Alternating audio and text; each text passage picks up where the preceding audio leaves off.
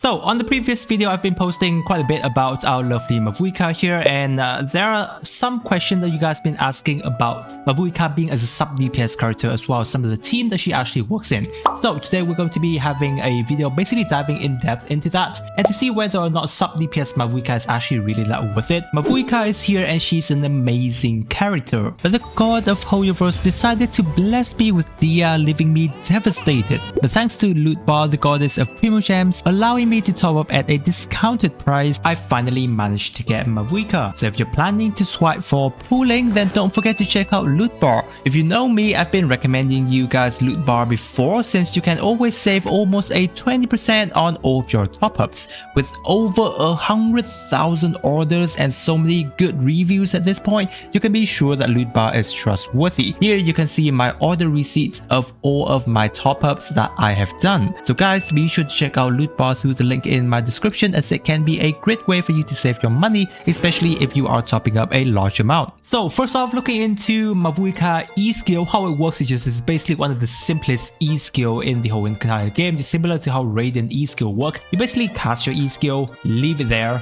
and then it does the off-field damage work for you for basically a 12 second. Now the biggest thing here is just that whenever you're wanting to touch on Mavuika to being a sub-DPS character, you technically have a direct competition, which is Xiangling. So to have a basic understanding about the two characters in the sub-DPS role, here's the current multiplier of Mavuika E-skill level. Now my Mavuika is only at a talent level 8 on her E-skill because I technically already spent the previous boss material into upgrading her elemental burst talent first, whereas for Xiangling, we're going to be looking into a Xiangling and an elemental burst with talent level 12, which I believe most of you should already have her at roughly this level by this point in time, because obviously most of us should be able to have Xiangling burst at this talent level, which means that whenever Mavuika E-skill reach talent level 9, which is pretty much similar in terms of comparison to Xiangling elemental burst, her E-skill scaling should be higher than Xiangling. However, having higher scaling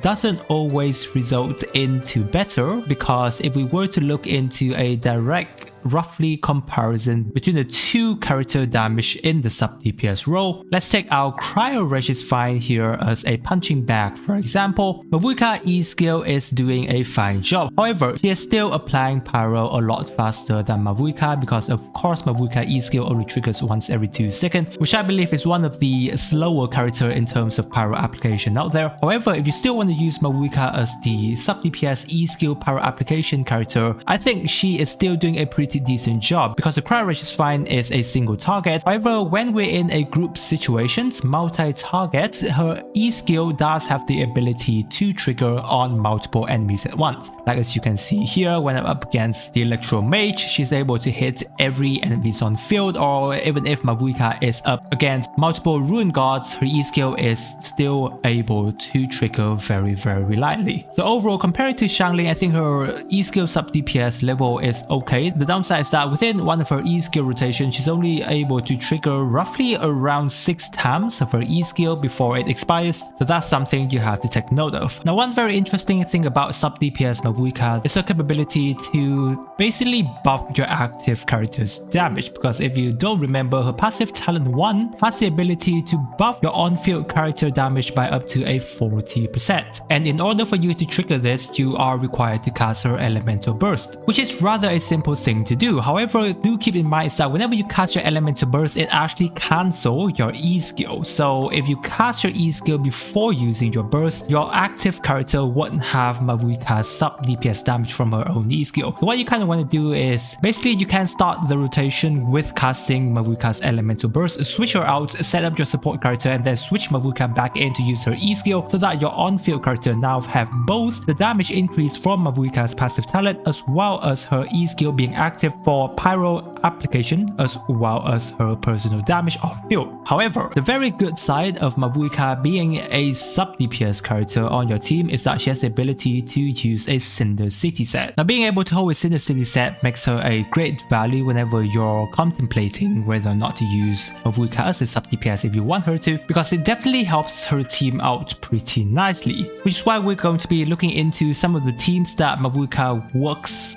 decently well as a sub-DPS character in whenever you decide to have her as one. And first off, it's going to be a Mulaney team. And I think many of you have already heard about Mavuika being a decent sub-DPS character on Mulaney team because it provides a pretty nice quality of life boost for Mulaney, because Mavuika E-skill applications coincide quite well with Mulaney helping her to trigger ring vaporize. Since Mulaney doesn't really require you to have fast pyro applications, Mavuika being there is definitely okay. Not to mention the Cinder CT buff is going to be there to help Mulaney out as well. Now if you do have a Xiangling on a Mulaney together, that then technically Xiangling can be on an Akai Petra set to further boost Mulaney damage if you do have the right crystallize being triggered by the set. So overall this team has really nice potential for Mulaney investment. Next up we have a Chaska team. Pretty nice quality of life boost whenever we use Mavuika on the Chaska team. Easier for you to have a character that holds a Cinder City set. And obviously, you know, if you're running an investment of a Bennett, Mavuika and a Farina team, I think overall that's one of the better team that Chaska can be in at the current point in time. Definitely easier for you to have a double pyro character on the Chaska team, because in the past if you wanted to use a Xiangling, it wasn't really too convenient, considering Chaska is a character that tend to move outside of Xiangling Pyronado range at times, while Mavuika reach in terms of pyro damaging is a lot easier. Therefore it's a lot more comfy to have Mavuika around in the Chaska team. Other character, you know, like Navia would definitely appreciate having a sub-DPS Mavuika if you do decide to use her on the team. You're running alongside with Mavuika, Farina and Xiangling. Definitely, you know, like the more invested side of Navia team comps, but that spares up the Bennett slot if you are using him on another team. Now another character that Mavuika team can fit on is going to be a New Black team. We've been talking about how Mavuika invested team does out damaging a New Black DPS team, but obviously that question does apply here, because right now we're looking into a sub-DPS Mavuika, which is interesting. I would say now New Black having a Mavuika by its side is a nice thing to have, especially when you maybe tend to have both Mavuika and Xiangling on the same team to further help with both Cinder City and Akai Petra set, making a more premium New Black team out there. Now if you're still using Hu Tao, then Mavuika being on Hu Tao team I think is also fine. You know, running Hu Tao like a Farina, Mavuika and Xiangling team,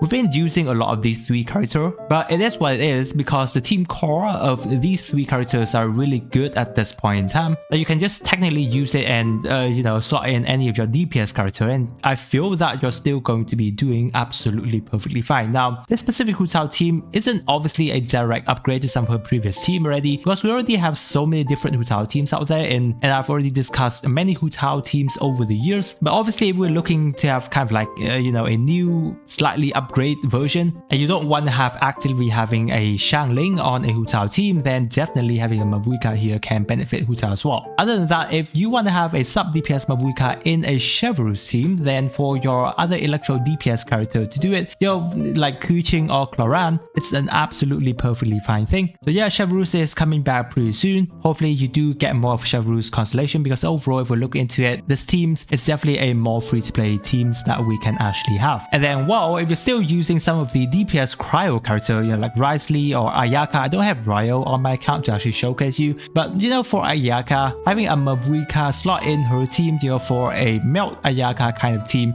I think it's a fine thing. Obviously cryo DPS character nowadays isn't really that good. It's a little bit hard to use them because they don't actively have any kind of buffing to take it to the next level, maybe until Snashaya comes, but at this point in time it's really hard to use cryo DPS character. But still, if you're using it, then Mavuika is a fine character here. Other fun team I would say is when we're touching on more or less a Dendro kind of teams, you know, like a Bersian teams, pretty nice one out there. We don't usually have very good Bersian teams that we can actually use, but currently with Mavuika here, I think she's definitely a fine Bersian triggerer, and with all the hectic elemental reactions that's going on, it's really fun to look at. And then if you want to have kind of like a bit of a burning team, then you can still run, you know, like Emily for example. If you want it, then a Kinnish team with Mavuika is fine, but I don't have Kinnish here to showcase. I do have Emily, and I really value Emily a lot in terms of her potentials. But the team I'm showcasing is a little bit similar to Bersian because you will trigger Bersian, but Emily can technically fit in many different teams as long as you have burning elements being active. They're still technically fine in terms of helping Emily to have her second level of her lamp being on the field to do pretty nice dendro damage numbers. So those guys I would say are some of the nice sub-DPS Mavuika team if you do decide to use her as a sub-DPS support character for your account. Now, as I've mentioned before, I think, you know, if you do decide to use Sub-DPS Mavuika, I think it's fine. It's just like a fine case